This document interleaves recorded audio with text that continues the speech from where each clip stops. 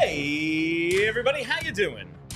Well, that's good. Welcome to PHLY Flyers, presented by Bet365. Download the Bet365 app. Use code PHLY365 when you sign up. Whatever the moment, it's never ordinary at Bet365. My name is Bill Matz. I'm your director of fun and games for the evening. Joining me, we have Philly's #1 hockey beat reporter, Charlie O'Connor, and Broad Street Hockey's own Kelly Hinkle. Wow, guys, been a little while. I haven't seen you in almost 24 hours. Yeah. Almost exactly 24 hours is when we parted ways at the airport. The four of us with Britta. It's the traveling party back together from Montreal, back here in our PHLY studios. And listen, we're back. Season winding down. The Flyers are eliminated, but that's no excuse not to hit the like button. Do it. Hit the like button now. Create another account. Do it again. Give us that thumbs up. It makes us feel really good about ourselves. All right. Just to make sure everyone just got to keep hammering it home. Starting on or around May 1st, we don't have the exact date yet, but somewhere in that time frame, we're moving to 12 noon Eastern start times for the off season. Make sure you put it in your calendars, write it down, and as always, just like subscribe to the YouTube page, hit the reminder bell. We go live, boom, you get a notification. All right, as I said, with the loss to the Habs, Flyers officially eliminated. Coach was fired a year ago. At this point, it feels so long ago to me. It was like 2 weeks ago, right? Yeah, it was like this month. Yeah, it was like a week and a half ago, 2 weeks ago, something like that. Of course, Alex Ovechkin has claimed the goal record. So I just have the one burning question on everyone's mind. Charlie, Kelly, how does all of this affect LeBron's legacy? Ooh, great question. Was that the big debate today? It's been that was a thing on I think PK and Stephen A. Smith were debating it. Maybe yeah, I did see OV a versus tweet about LeBron. that. Somehow that's a thing. I don't know guess. why you would have to do verse. They play two different sports. People like to make lists. Very literally apples and oranges. Everybody loves lists. Kelly, we live in a sports hot take world. We are obviously not part of that. No, we only talk about the important topics, no hot takes. But most of the sports world, very much into hot takes. If I believe what I'm saying, it's not a hot take. My hot take is that LeBron would be good at hockey if someone had taught him how to skate when he was 4. Probably. At this point, too late. I mean, he's one of the greatest athletes of our generation. Many are saying. I would guess that all of those athletic skills probably could have led him to be a great hockey player. Yeah. I mean, he probably could have played pretty much any of the major sports. Remember the him maybe turn? Not bad. Maybe not a soccer because like really tall players aren't really a thing in soccer. Yeah, except for like maybe goalies. Goalies can be huge, the keepers. But I think like that sport kind of lends itself to smaller players generally. I know very little about the soccer. Biggest guys you usually see are like 6'4", 6'5". What's LeBron, like 6'10"? Yeah, That's 6'9". freak in nature. It's quite large. He could be a goalie. Yeah, he could be a keeper. He could be Fedotov. Yeah. But not floppy. Yeah, but much more athletic. Yeah. All right, don't shut off the show. We will not actually talk about LeBron today.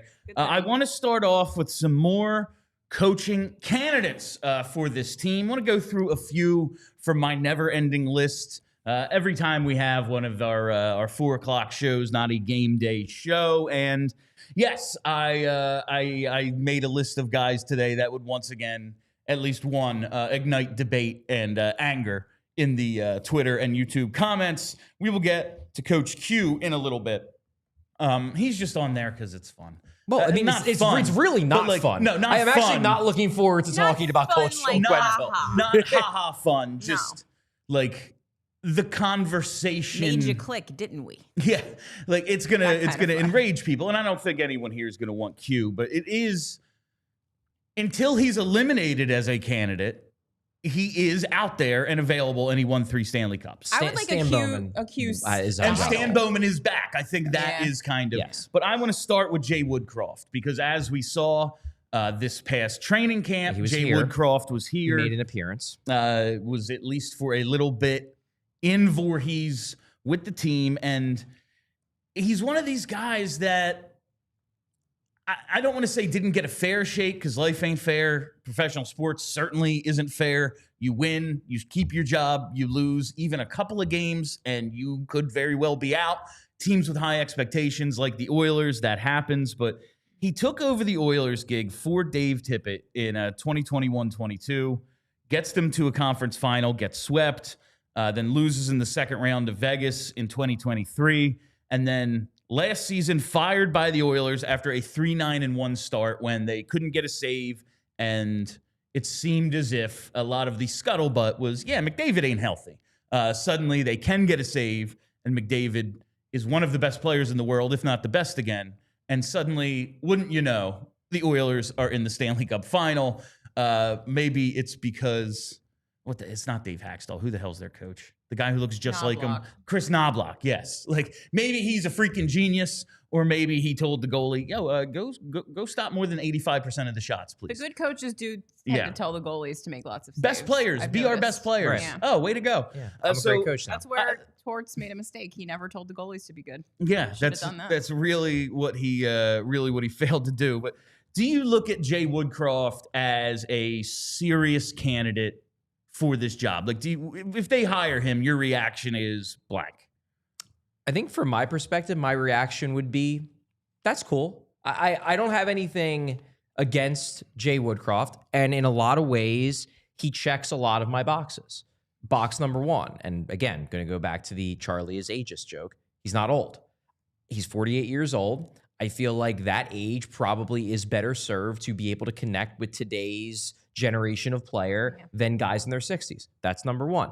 Number two, he does have an NHL track record. So it's not like you're going into the college game and picking someone who's never coached in the NHL before. He's done it once before. He at least is not going to be in over his head from the jump, the way that a person who's never been a head coach before or never been an NHL head coach before, he's done it.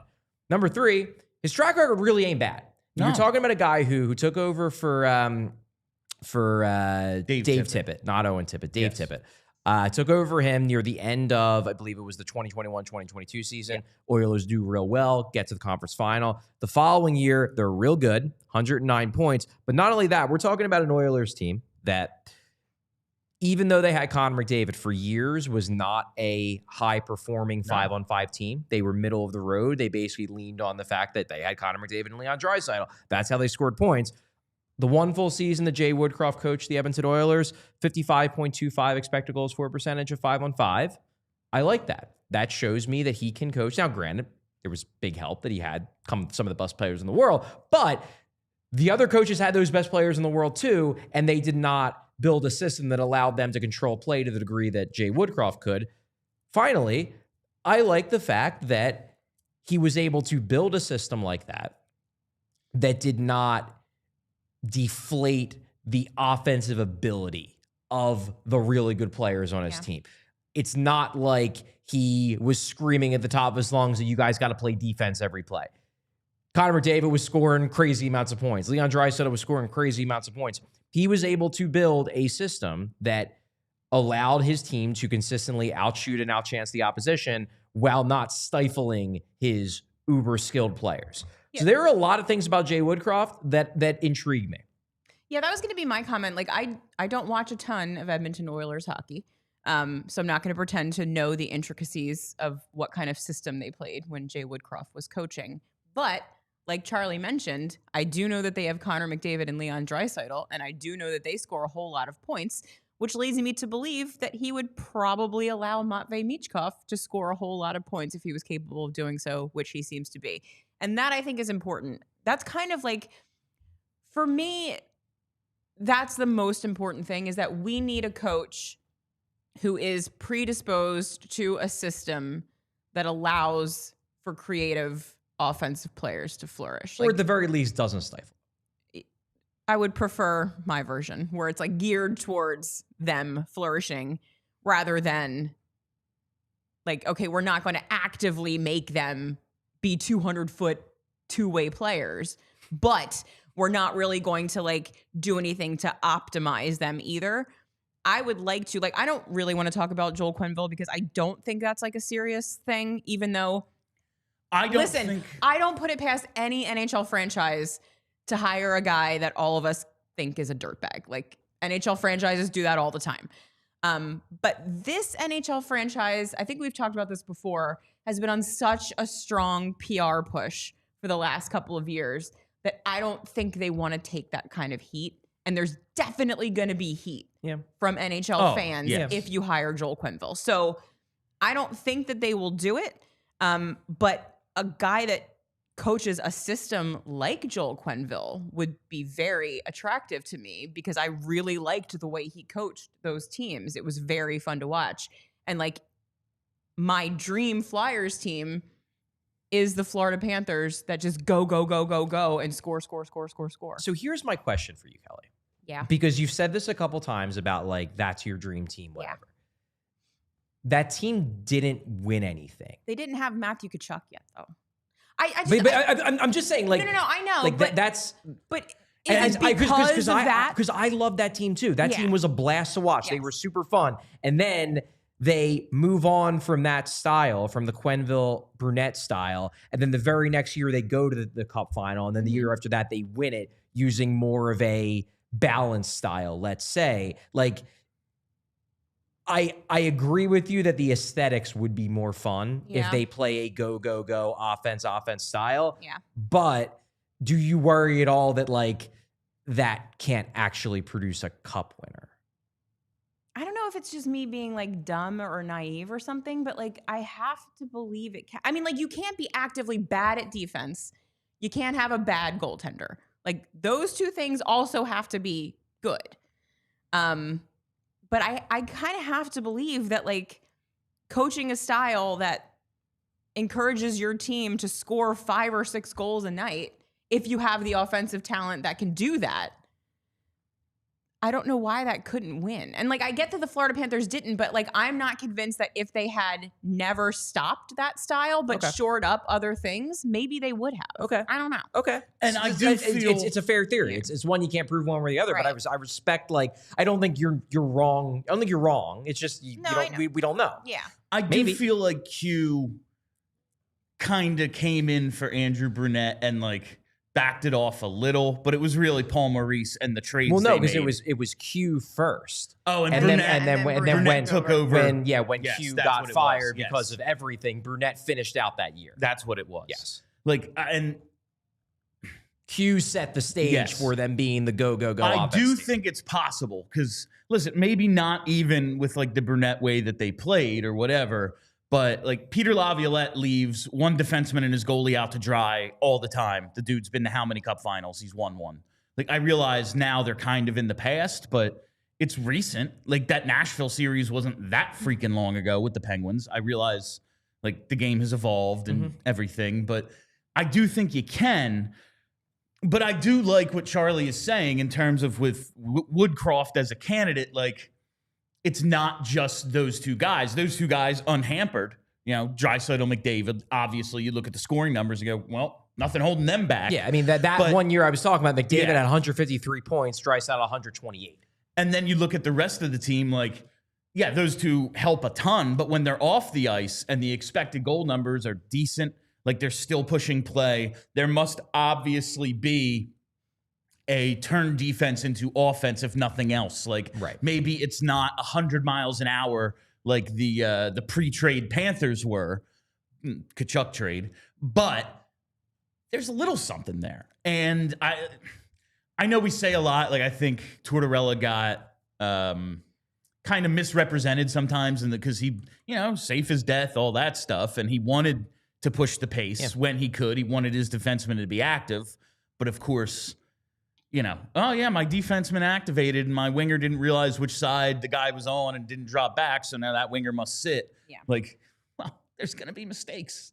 And that kind of hampers, even though you're saying take risks. Like, well, if I do and it doesn't work, or I miss one assignment and I'm not going to play, how much incentive is there to actually take risks? Like, maybe with more talent, it just doesn't matter. But I'm looking for a balance. I definitely don't want to just be grind it out, block every shot, turn high-skilled players into, you know, third liners. I would rather the players not be terrified at all moments that they are going to end up in the coach's doghouse and get scratched or benched or both. personality-wise, do we know anything about Jay Woodcroft? I mean, we're starting this while the season's Yes. still going Yeah. on. Like, I haven't had the time Yeah, to yeah, do yeah. like I deep just- research on these of guys. course. The reason why Jay Woodcroft is intriguing to me is because, in theory, he checks a lot of boxes. I have not begun my like interview players around people around the game to figure out like who he is as a person. It's just that a lot of the theoretical boxes, you know, the concepts that I wanted to coach, checks a lot of those boxes. And one thing he definitely checks for you, Bill, is the idea of coaches get better. No, that was going to be my next point. Excellent segue, Charlie. Like one of the things he absolutely checks for me is you look at the way this went. Like he had 2 partial seasons, 13 games, and then he gets fired. Like He's coached 133 total games. 3 years, but in regular 133 games. He has an NHL track record, and it's decent, but it's not as if he like spent a decade somewhere like Quenneville, and then moved on elsewhere, was pretty good, but then all that unfolded, and he's like, I don't think you can put him in the retread box the way you can. Yes, he's had an NHL job before, but he's never really got the opportunity. And I mean, he hasn't won a Stanley Cup, which for Bill is a bad thing. Listen, I understand that like there's nothing stopping a guy. Like, there's no reason. But when you look across sports and it's like Scotty Bowman and Phil Jackson, everyone else is screwed. Like I don't, there's something to it. I don't know what, I don't know why, but coaches don't win in multiple places for some reason. You don't have to have a reason for believing this. In It's my sports. opinion. I don't need to be believe all logical. kinds of things I can't back Don't up. need to be logical. But he does check that box of NHL experience, but not like too much, and like still a little bit of a mystery box. And the fact that he showed up to training camp does tell me that he's willing to learn. That he's not just sitting on his butt waiting for someone to call him and give him an interview. Like, he seems open to new ideas and open to new perspectives, which is an intriguing concept to me. I wanted to ask, was there ever like a Jay Woodcroft is here because, or was it just like he's coming to hang out with the homies because he's not doing anything else? He basically just asked John Tortorella and his coaching staff if he could attend camp and watch up in the perch and basically pick the brains of the coaches and see what he can learn from watching a John Tortorella training camp that he might want to add into his things I don't like down that. the road. I don't want anyone learning. While that John was Tortorella. kind of You really hated John Tortorella by the end, huh? So do they.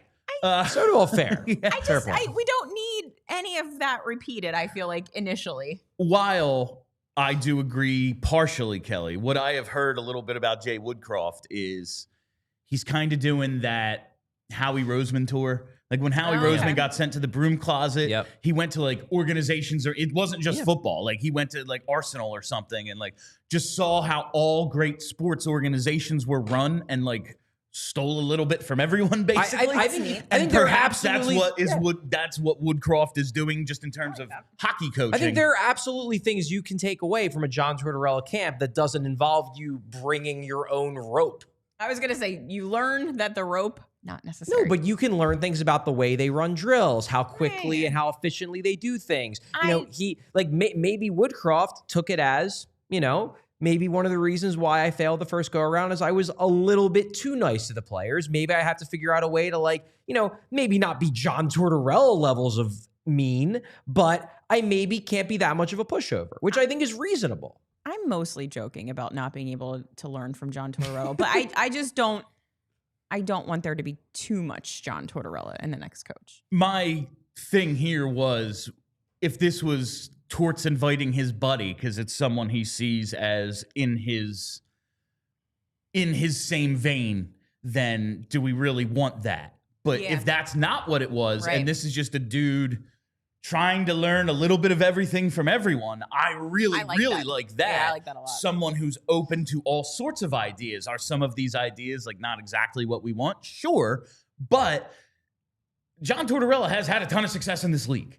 You can learn a lot from him, probably. It would be funny to see like the new coach. Wow. I mean, has he though? Yes. He's had a lot of jobs. He's won a lot of games. He won a Stanley Cup. A cup. How many years ago? Is this with who in the goal? Is this a bit, or do you actually think he's not that good of a coach? I don't know that it was like, do you really think that the reason they won that cup is John Tortorella? I mean, I think he probably played a pretty big role. Yeah. Big role or a role? I don't think anyone wins with a bad team, and a lot of good teams don't win. Yeah.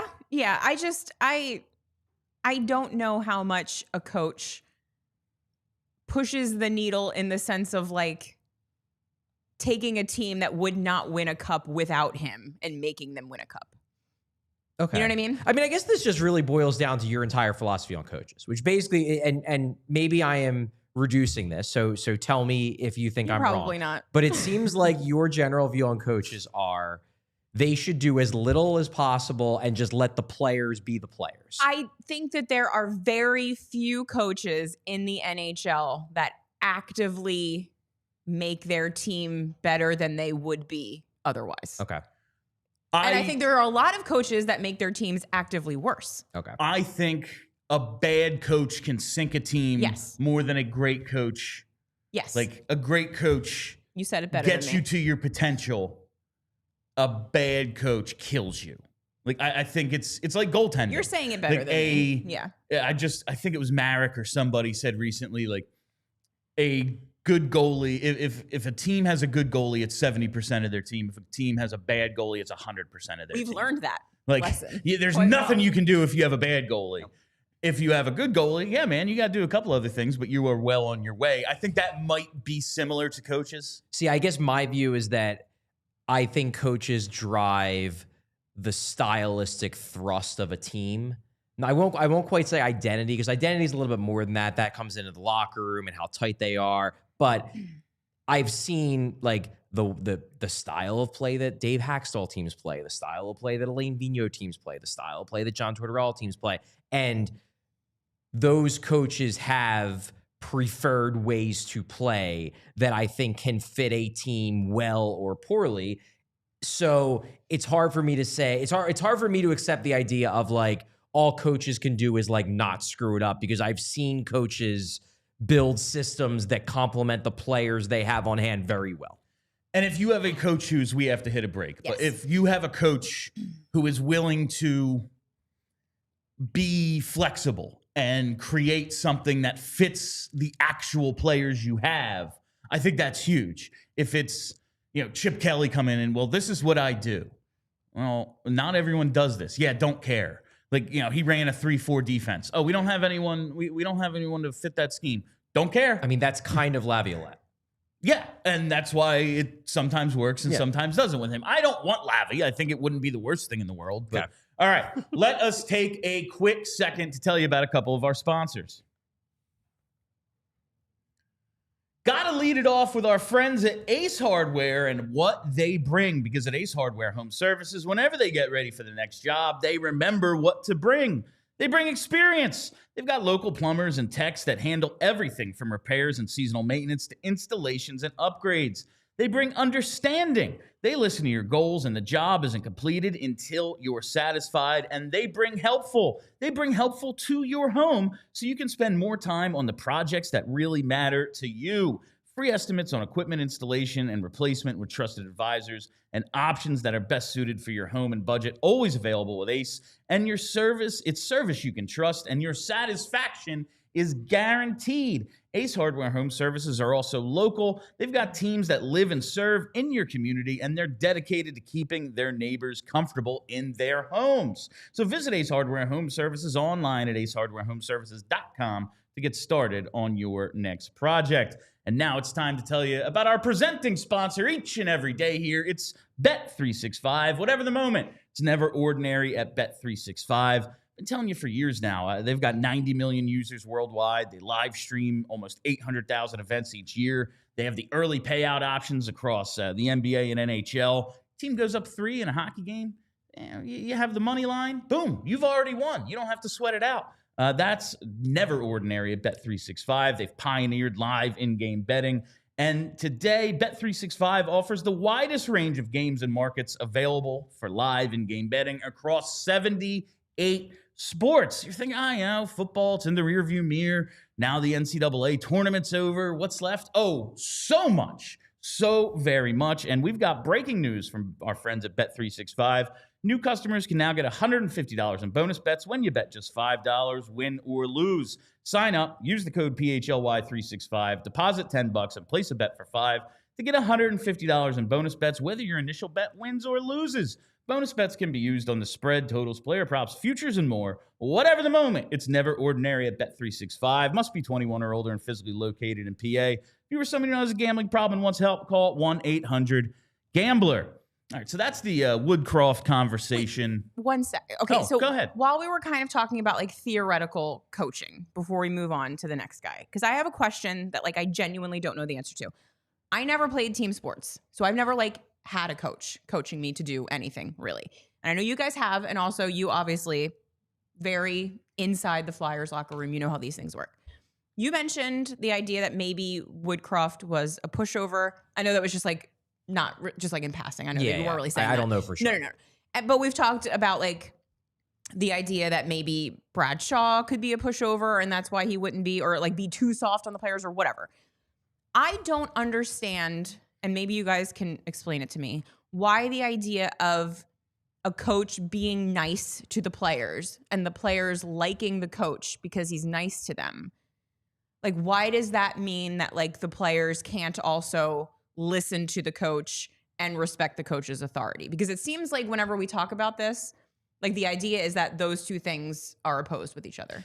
It's an interesting question, and I think it does honestly depend on the room. Yeah. It depends on the people at the top. Like, for example, I don't think, like, if the guy running your room is Sidney Crosby or Nathan McKinnon, where if a player on the team starts caring more about points than adhering to a system that they all agree works, those guys are going to be like, hey, you stop doing this or else I'm going to make sure this doesn't happen. We will police you to stop. Right. But in a room where you maybe don't have a guy like that, I will say that, and this is my opinion, Bill, you can agree or disagree if you want, especially in team sports usually, if every player on the team, every person on the ice, every person on the field did exactly what they personally wanted to do individually at all times, the team would never win. Right. Because not everyone, I'm speaking in generalities here, but most players love to score goals. Sure. Most players love to make plays. Most players love to just kind of float around and wait for passes to come to them. And that is not something that will produce a lot of wins if everyone is doing that. Sure. And if you don't have a coach who can be like, you need to do this because we as a team will benefit. You might not benefit. You might score 50 points instead of 60 points, but the team will win 45 games instead of 40 games.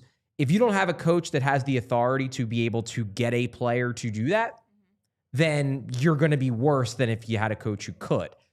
I don't think that, like, if you have a room that just lets everybody do whatever they want, unless you have like an insane crazy person like a McKinnon or a Crosby to do all of that policing for you, I think you'll end up with a team where, everybody's kind of floating around doing whatever they want and there's no connection. Yeah. Everybody's all spread out and the only goals are breakaway goals. But a nice coach, you don't think could inspire a team to listen and adhere to a system? I think that there has to be some level of. I think that if you are too nice, the player is always, a lot of players are going to try to find ways to do what they would have more fun doing. To see where the line is. Yes. Okay. I think like, and this is totally different sport. Like hockey is so much dependent on teamwork. And while baseball is a team sport, that's a fair point. It's 1v9. Yeah, baseball's a little different. It's an independent sport. Yeah. Baseball's different. But I've always looked at, like, the Phillies have Larry Boa, and he is a Tortorella. He is a taskmaster, and everyone hates him. And then they bring in Charlie Manuel, who is thought of as the nicest, like the ultimate player's manager. Now, like once a year, he'd do something to assert his authority just to remind them, like, I am freaking in charge here, boys. But I always thought of it, and they had these veterans who would do that. I always thought the guys who played for Boa, like Burl and Utley and Jimmy, would be like, guys, we have to go out and play hard every day and win a bunch of games. Otherwise, they're going to bring in another one of those, and we're going to be miserable at work every day. I think there's a way to be more of a player's coach, but you need more of a veteran team, I think. That makes sense to me. Yeah. I feel like bringing in young guys, I just don't think young guys know what to do enough. Okay. Like it's such a, all these players are the best players. They've always been the best. Right. Now, all of a sudden, they might be the worst freaking player in the league when they, know, the day they step on the ice, they are not good. And they have to figure it out. I think you need a little bit of a hard ass to get a young guy to just understand, like drill it in them. But there has to be a medium. I think there's a lot of dudes. Like, there's a reason. Yeah, John Tortorella, man. Like, but he is thought of as like a 12 out of 10. Yeah. You know, there's plenty of probably 7s and 8s who are plenty friendly for, they're not like, you're benched and I'm not going to tell you why unless you come ask me. Yeah. Like, I bet you there's a way to do it without doing that. Well, thank you for letting me derail a little bit. I just think that, like, that's what we're here for. You know, if you have a defensive zone structure, if you have a neutral zone forecheck, it only works if everyone is doing what they're supposed to do. And if one guy decides, I'm going to go try to get the puck because I see an opportunity for me to get a breakaway, and then it doesn't work, but then he goes back to the bench and there's no repercussions, then maybe not everybody on the team, but maybe a couple of guys are like, oh, like he didn't get yelled at, and if I did that, I would score on a breakaway, so maybe I should start trying to do that too. And then suddenly the whole house of cards start getting weaker and weaker. That's what I think can happen if you are too much of a pushover. Now, I don't think, to be clear, that's not me saying like I don't want nice coaches. I would like a coach with a lighter touch than John Tortorella, ideally. But I also don't want a coach who will just let the players do whatever they want, because I personally think that's a recipe for disaster. No bringing cakes into the locker room. I mean, John Stevens, if he's a really good baker. I personally would love my boss to bring me a cake. This next name I think is a little interesting. Luke Richardson. Because of his ties to the organization. I don't think he did indeed play here. I don't think anyone thinks of him as like Flyer, because like his very first game was in 1987 and his final game was as a member of Ottawa on October 24th, 2008. He had a 21-year NHL career. Played for quite a while. But he did play 5 years here in Philly. Yeah. Part of the family. We know that. And he got like 2+ seasons with the Blackhawks, kind of in that Brett Brown role. Like, yeah, we're losing, man. We're losing a lot. And he goes 57, 118, and 51 in like, 2.5 seasons or whatever he got with Chicago. Kind of set up to fail. They were supposed to, take some steps since they got Bedard and everything, and it didn't really work. And you look at the roster and go, well, I get why. I don't know what you were actually expecting here. Do you think, like, is he intriguing to you at all? That's my question about Luke Richardson, just because to me he's a complete unknown. Well, he's proven to be a great tanking coach. So I guess if you're in that group, hire Luke Richardson. He can do that. We know that. He certainly can. 339 points percentage in Chicago. Again, not much help. Obviously, that was not a very good team. He's not a guy who jumps out at me as checking most of my personal boxes. I understand that he was in a team that, was coaching a team that, even if he did the greatest coaching job ever, they weren't making the playoffs. Yes. That said, I would say that he did not even meet expectations for reasonable levels of competency for that team. Like the idea that like the organization was like, we want to lose as much as possible. Who's going to help us do that? Luke Richardson. Like that. I just think that like don't get me wrong, they wanted to be bad and they were tanking. They gutted the roster. They wanted to draft high, but they clearly didn't want to be that bad. And for the extended period of time. Yes. Like they were, okay, we have Bedard. We're going to be a little better because we have him. And then this offseason, we went and added some guys. How good are those guys? Who's to say? But we thought we would be better. Now, maybe that's a talent evaluation problem. But the team did not take steps. They are one of the worst teams in the league, continue to be. I just brought him up because he's available. I'm he used to play here. I'm skeptical of his tactical acumen. I'm skeptical that he can build a system that allows his team to contend for cups. Now, maybe with better all-around players, he could build an okay system. But I didn't really see anything watching his Chicago Blackhawks teams that told me, like, yeah, this guy seems like a really sharp hockey mind. No, I would rather. I never got that sense watching those teams. I saw a Blackhawks team that made constant dumb mistakes. Yeah, I would rather take a chance on like a 100% complete unknown, like what's his face, Verschweiler. Yeah. Like I would rather do that than do Luke Richardson, honestly. But he used to go here, so you can't just discount. a thought. It's just a thought. It's a former Flyer who is available. It doesn't. He was doesn't a coach. Really interest he was me a coach this season. Yes. So I get it. He was an NHL coach this season. Obviously, there's connections there, and perhaps maybe when I talk more with people around the game, they will have a higher opinion of Luke Richardson's tactical acumen than I personally do. It's just I've watched that team, not a ton, but like I watched them a fair amount last year. I wanted to watch Connor Bedard. I wanted to see the new kid, and I saw a team that was very easy to play against.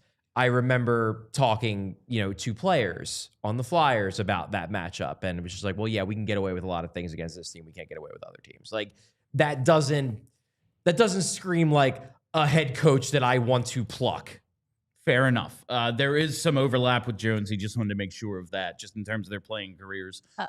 Just connecting dots, trying to come up with guys who may or may not be candidates. And we all know that, like, once you get into the NHL head coach club, it really doesn't matter how bad you were, because just like Dave Hackstall, you might get another job someplace. Like, once you're the guy, you're on the list of hockey men that are eligible to be NHL head coaches, because that list is dudes who were NHL head coaches, some assistants, and maybe like 2 random dudes that haven't coached in the NHL. Like, those are the only guys. So once you get yourself on that list, like, you are a viable candidate, and it's silly to pretend otherwise. And it is one of those things where if 3 years ago you were, let's say you're in the game, and 3 years ago you had a high opinion of Luke Richardson's potential as an NHL head coach, the fact that he flopped in Chicago on a team that is clearly tanking is not going to change your opinion of his upside as a coach, because you're just going to be able to tell yourself, well, like, how can you judge him? That team was a disaster. So if Keith Jones happens to be one of those people who like thinks very highly of Luke Richardson's ability to coach a team and his tactical acumen, I don't think that the fact that Chicago stunk for 2.5 years or 2.25 years is going to necessarily change his mind about Richardson's coaching ability. It's just, I don't know what his view of Richardson's coaching ability was before he took the Chicago job. I don't know. All right.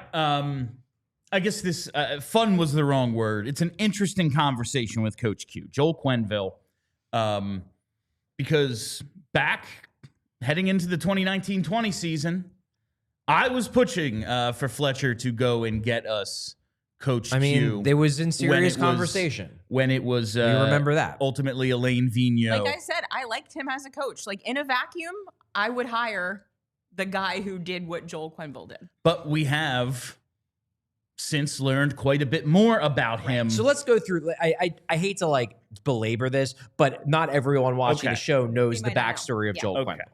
So it's the 09-10 season, right? Yes, the year that they beat the Flyers in the Cup final. And there is an internal accusation, from John Doe, who has since been named as Kyle Beach, that a member of the staff, a member of the training staff, was sexually abusing him, and there've been more accusations since. But this is the one that came out in court, real bad. Yeah.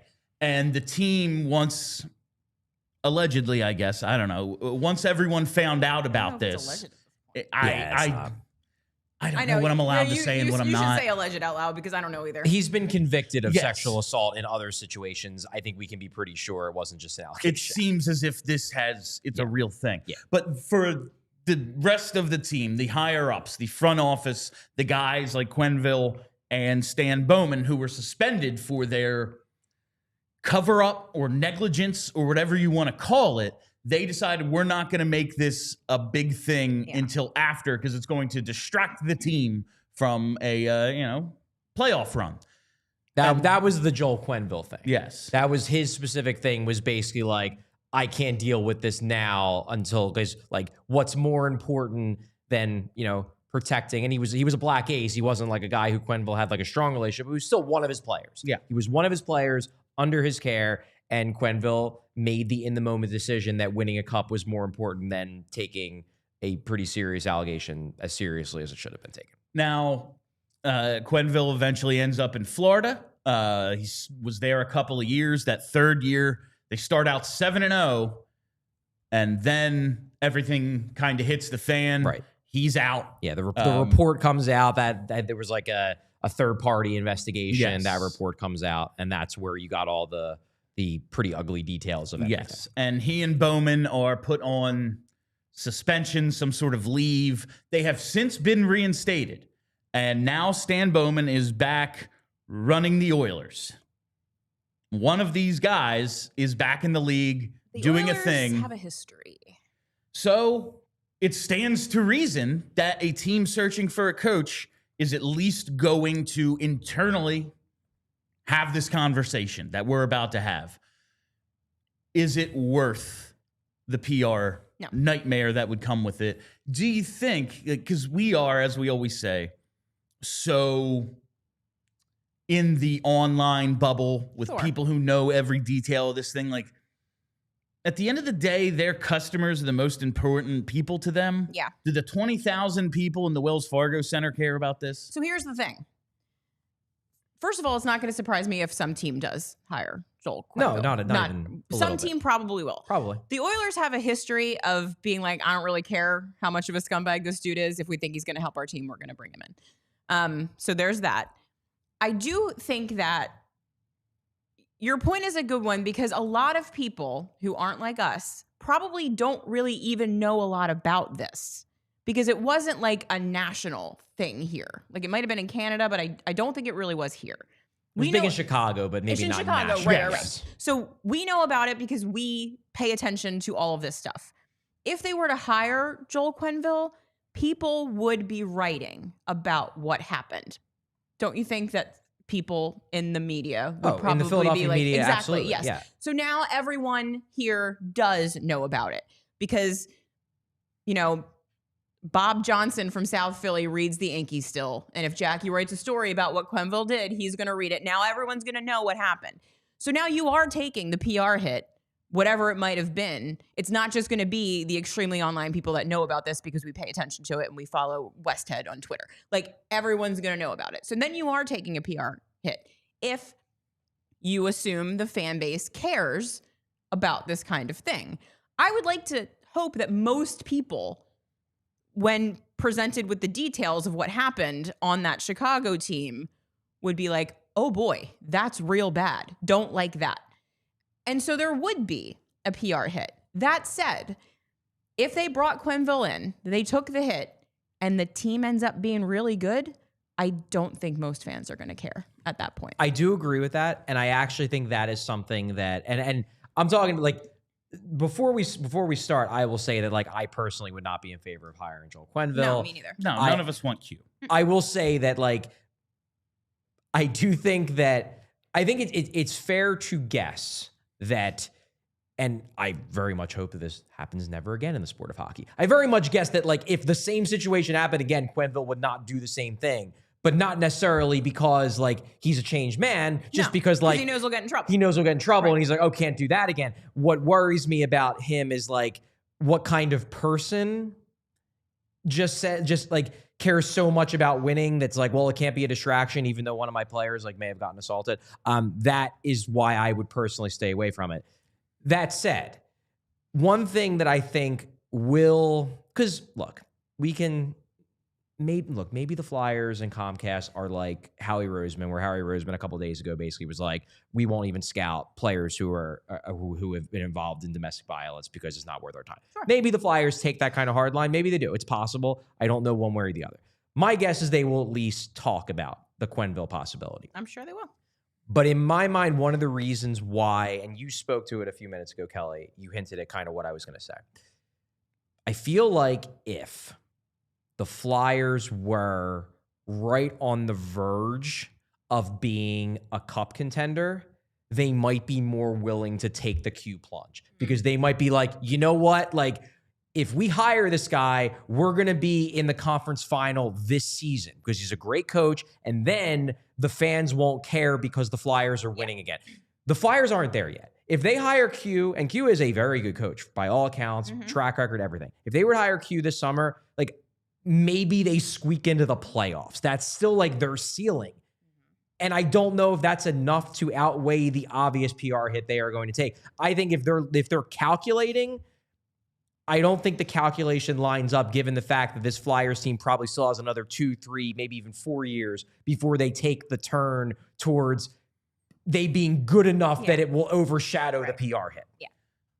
I also think if I am Comcast, this would bring up questions I might not want to answer about Carter Hart. Yep. Like, why was he still here? Yep. Like, I realize there's a PA and there's a lot of, but like, people don't care about those details when you get into this sort of thing. Nope. And I don't think you want to have that dredged up. No. That's a very good point, actually. I think, obviously, two completely separate situations, but I don't see how somebody wouldn't write a story that wouldn't mention that. Like, it's very easy to make the leap, like, oh, you're okay hiring this guy because you were okay knowing a thing that you knew and you didn't do anything about it because reasons. You know what I mean? Yeah. Like, that's obviously just speculation. But I do agree that people would probably ask some questions that they don't want to answer. And also, here's another thing, completely setting aside the obvious moral concerns that I think we all have with the situation. Quenneville turns 67 in September. That's really old. he's towards his age. He's towards his age. Like, and we've just talked about this whole idea of like Charlie the ageist. me the ageist. But just the fact that like Torts was this age and we were constantly talking about when is he going to move upstairs, and then your replacement for him is going to be a guy who is Torts' age.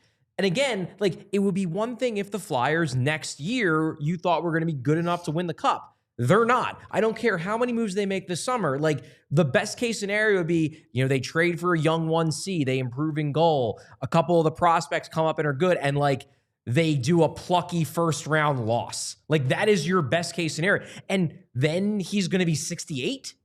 Like, to me, it doesn't the timeline doesn't line up. There's serious moral concerns, and you're going to have to deal with the PR hit, and you're not going to be good enough right off the bat to have the PR hit be overshadowed by how good the team is immediately. All right, let me hit this break here. We got to tell you about a couple more sponsors. Oh, I'm excited that they're back. It's our friends at Empire Today. And just like your favorite team needs home ice advantage, your home needs home floor advantage, and Empire Today can help you get it. Empire Today has flooring experts dedicated flooring professionals who focus on flooring every single day. Now, we've all been to those big box stores. You wander endless aisles. I just get stressed out and want to leave and don't care anymore about what I'm doing when I'm in one of those stores. You just see, somehow I'm the one carrying out all these materials. Now I got to find an installer, all these things you have to handle yourself. Well, those big box stores might have a flooring department, but the person helping you with flooring may have been doing sinks yesterday and could have been stocking light bulbs the day before. Whatever it is, it's just not the experts at Empire Today, so you have to check them out. Empire Today, you get clear, upfront, and inclusive pricing. Plus, you can schedule installation as soon as the next day. So schedule a free in-home estimate today because some things are just better at home. PHLY listeners can now receive a $350 discount when using promo code PHLY. Yes, you heard, a $350 discount with code PHLY. Restrictions apply. Visit empiretoday.com/PHLY for details. And while we're here, it's time to tell you about Monarch Money because, listen, I've told you time and time again, I am terrible handling my money. We've had enough finance-related sponsors over the last few years that you know this. I love going out to eat, going to games and live events, taking spontaneous trips. When you do those things regularly or recklessly, you can have a tendency to maybe let your budget get away from you a little bit. And that's why Monarch Money has become such an important part of my financial planning and daily life. Love how easy it is to track all my finances in one place so I can keep up on my accounts and know how far away I am from my next getaway or my next treat myself purchase.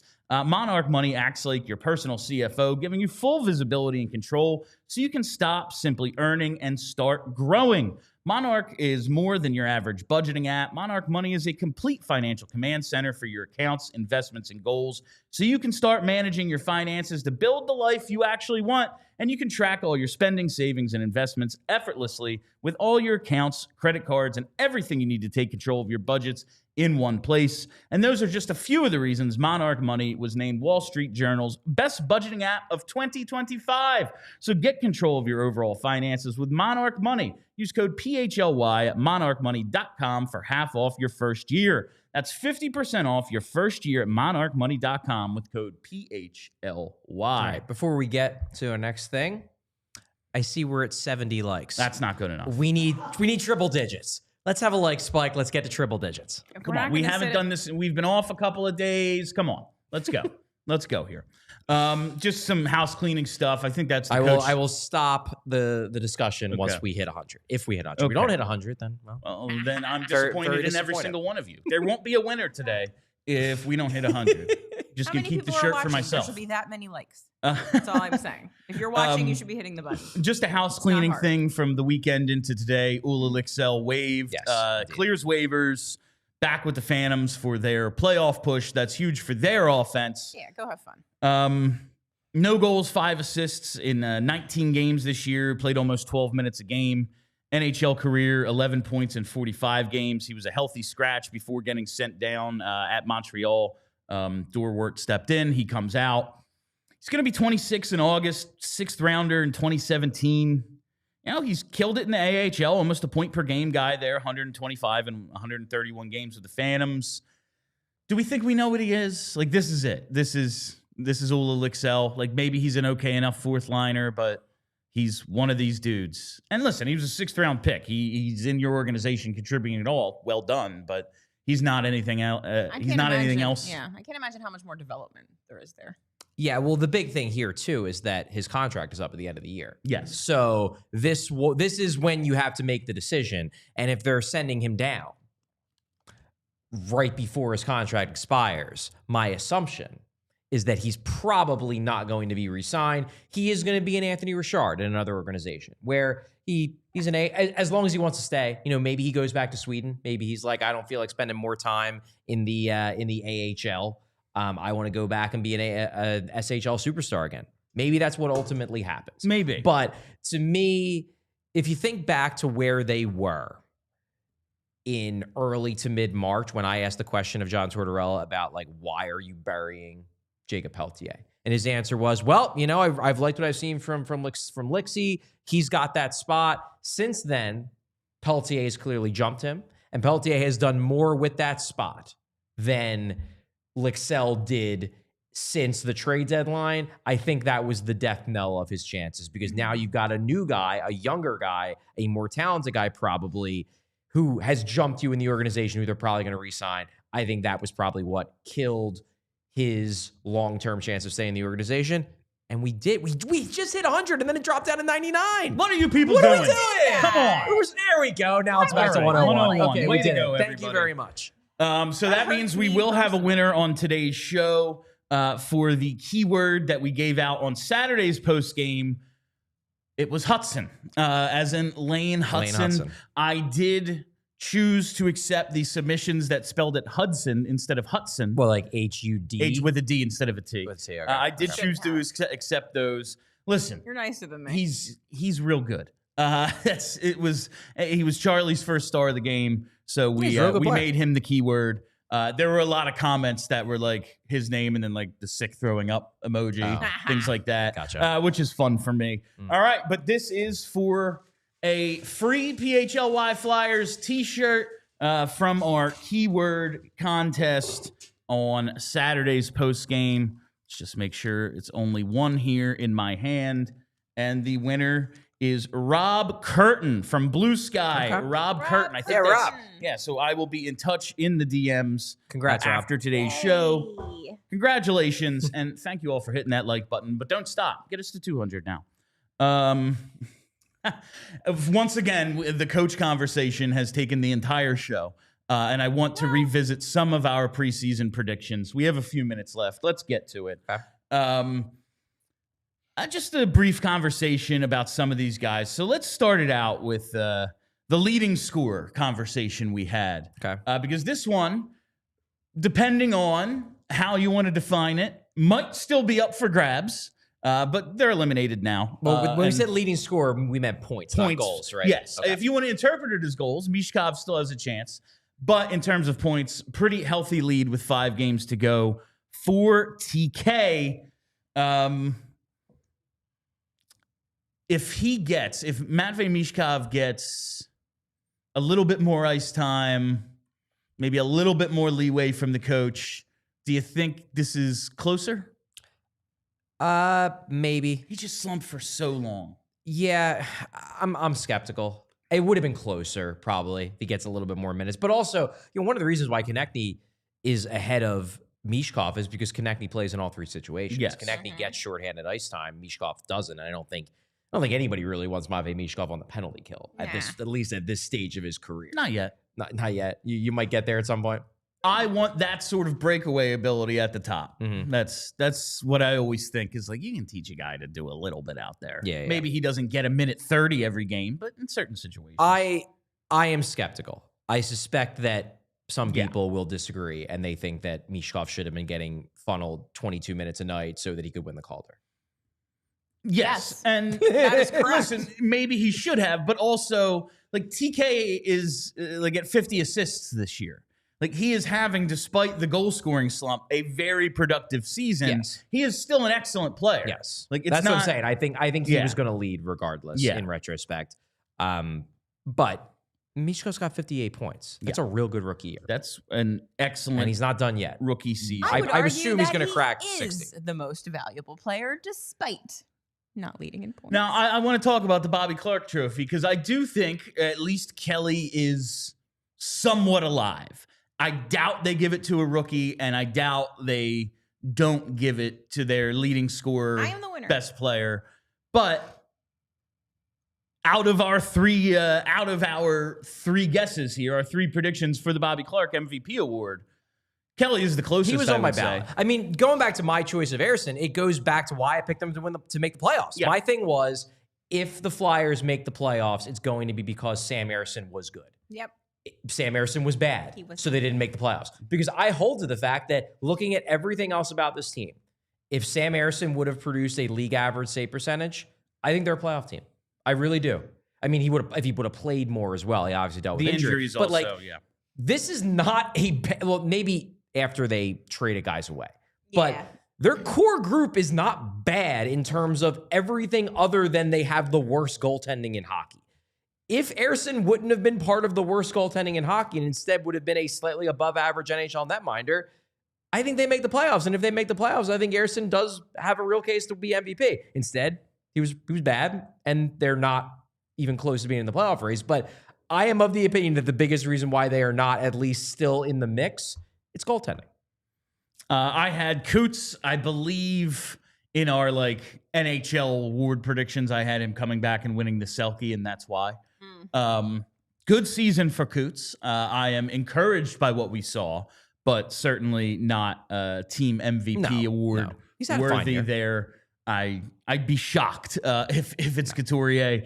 They don't have a comeback player award, do they? Because They do. They have most improved. most improved. Which But I is don't so- think that's going to a 32-year-old. No, that would be surprising. And Yeah. the players vote for most improved. We do not vote for most improved. All right. Before we wrap up today's conversation, head over to allphly.com because we're going to overtime. There it is. I love this animation. That was me doing Pretty a cool. buzzer. I don't know if anyone Welcome noticed. to overtime. So that's the MVP. Do we all think it's going to be Konechny? Yeah. Yeah, Michkov will get some votes, but Okay. I think it's going to be connected. Yeah. All right. The best defenseman award, the Barry Ashby. I had Risto, Charlie had York, and Kelly had Travis Sanheim. Kelly very much alive in this I one. think Kelly's going to win this. Would be shocked. It's definitely not going to be York. In fairness, Kelly picked the chalk pick. Hey. Sanheim won last year, too. Rasmus Ristolainen. I'm very smart and good. Rasmus Ristolainen had a hell of a chance until this season-ending injury. Yeah, if he would have stayed healthy. Now I You will would have be, had an argument, I will be yeah. shocked if it's, they hand out these awards and it's a guy in street clothes that they hand it to. Guy we all kind of think is going to be traded at some point in the near-ish future, at least. I think that's pretty obvious. The 2 points I'll make about Cam York. Number one, I do not think he's had nearly as bad of a year as a lot of online people think he has. Okay. His underlying numbers of 5-on-5 and even strength are still very, very good. He just isn't scoring. That's point number one. So, like, you can hate on Cam York if you want. I will ride or die with the fact that, like, he has not been as bad as people are acting like he's been. Number two, he was a big part of getting John Tortorella fired. So maybe if you are anti-John Tortorella, you're anti-John Tortorella. Who votes? Just saying. Who votes on MVP? The writers, Ah, not damn. the players. You guys have the opportunity to do the funniest thing ever. Just saying.